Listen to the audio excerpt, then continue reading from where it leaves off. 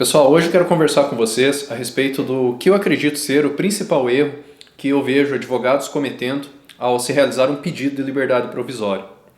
Eu já analisei diversas petições, diversos pedidos de liberdade provisória e isso acaba sendo bastante reiterado, que é justamente a repetição da versão acusatória na parte fática.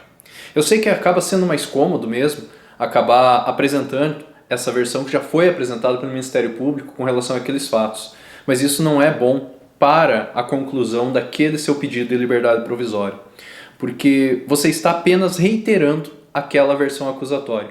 E quanto mais você reiterar aquela versão que foi apresentada pelo Ministério Público, mais o juiz vai acreditar que aqueles fatos realmente são verdadeiros. Então não é bom que você reitere a mesma versão, exatamente o que foi feito, o que foi colocado no pedido de prisão preventiva feito pelo Ministério Público ou pela autoridade policial, ou ainda que consta na denúncia que foi ofertada. Porque isso aí estará prejudicando enormemente o desenvolvimento do seu pedido de liberdade provisória. Então, o que é ideal? Quando você vai construir essa petição de pedido de liberdade provisória, é sempre muito importante que você utilize a técnica de superação de camadas, que eu acabo ensinando no meu treinamento.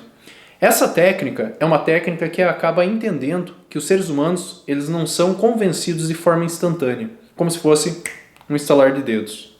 É necessário que sejam superadas determinadas camadas que, como você pode ver até mesmo quando você corta uma cebola, que você vê que a cebola é formada por várias camadas. E a mente humana, na persuasão, no convencimento, é exatamente da mesma forma.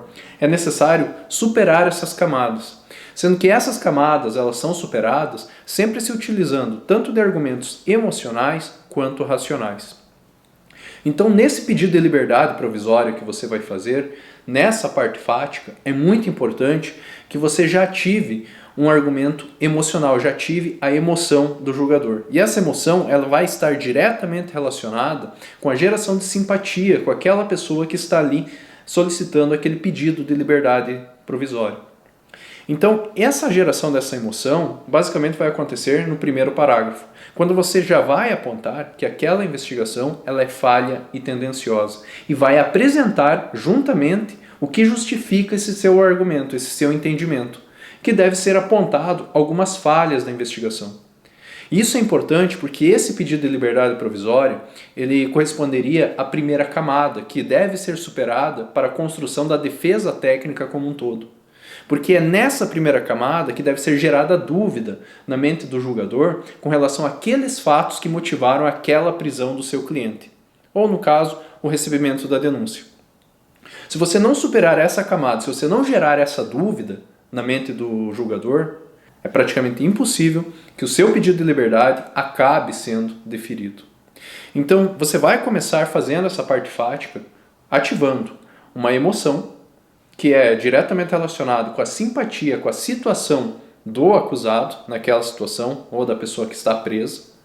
E logo em seguida você já vai começar a apresentar os seus argumentos racionais, que justificam aquele pedido, que por óbvio acabam envolvendo a demonstração de que aquela investigação é falha e tendenciosa para um determinado caminho, e você vai apontar as falhas dessa investigação. Isso é importante. Lembre-se, você não está produzindo provas nesse momento. Você não está antecipando a sua tese. Você está apenas mostrando que aquela investigação que motivou aquela prisão daquela pessoa, ela não é digna de credibilidade total.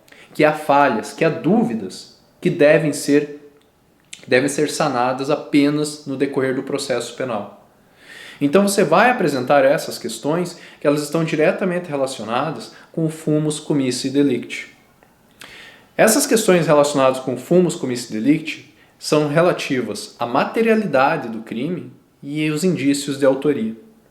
É nesse pedido de liberdade que você vai analisar esses pontos, essas situações. E é isso que vai acabar gerando a primeira dúvida do magistrado com relação àquela versão que foi apresentada pelo Ministério Público. Mas isso não é suficiente para que o seu pedido seja deferido. É muito importante que você também analise o periculum libertatis, ou seja, qual é o perigo daquela pessoa que se encontra presa para a sociedade. Você tem que demonstrar que aquela pessoa definitivamente não é um risco para a sociedade. E é justamente aqui onde você vai apresentar, no caso, os comprovantes de residência, comprovantes de trabalho, que possui família, que possui filhos e que é absolutamente primário. Ou, se há outros crimes que essa pessoa acabou cometendo, é importante até mesmo justificar alguma questão relacionada com esses crimes, mas é importante até mesmo enfrentar essas situações, em meu ponto de vista, lógico. Então, para você fazer um pedido de liberdade, perceba que não deve ser feito de uma forma automática, apenas pedindo para o juiz, apenas apresentando ao juiz e falando, decida. Você deve apresentar o pedido dando segurança ao juiz para decidir aquela situação. Então você deve construir o seu pedido de liberdade como se estivesse falando para o juiz, juiz, aceite, veja os fatos. A dúvida com relação àquela versão que foi apresentada pelo Ministério Público no pedido de prisão preventiva.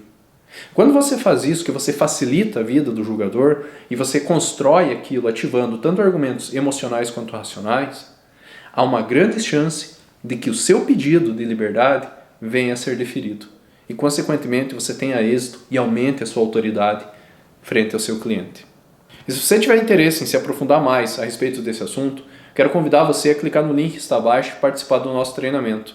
Nele nós abordaremos diversas questões que envolvem até mesmo essas questões relacionadas diretamente com a persuasão, partindo desde questões relacionadas com o próprio atendimento ao cliente, em que se ensina técnicas que farão com que o cliente te valorize como um verdadeiro profissional e queira, deseje te contratar no decorrer da consulta, até mesmo questões relacionadas com a própria construção da defesa técnica, em que ensinaremos como construir as mais diversas petições que são utilizadas no processo penal de forma profissional e que envolvem desde pedidos de liberdade até mesmo questões relacionadas com recursos especiais e extraordinários, sempre buscando facilitar o seu acolhimento frente ao julgador. E além disso, também ensinaremos questões relacionadas com a investigação defensiva e também a análise das provas que foram produzidas pela autoridade policial para justificar o início de um processo penal. Então, se você tiver interesse, clica no link abaixo que você vai ser muito bem-vindo e acredito que será muito útil esse treinamento para todo o desenvolvimento da sua carreira. Então, te espero lá. Até mais!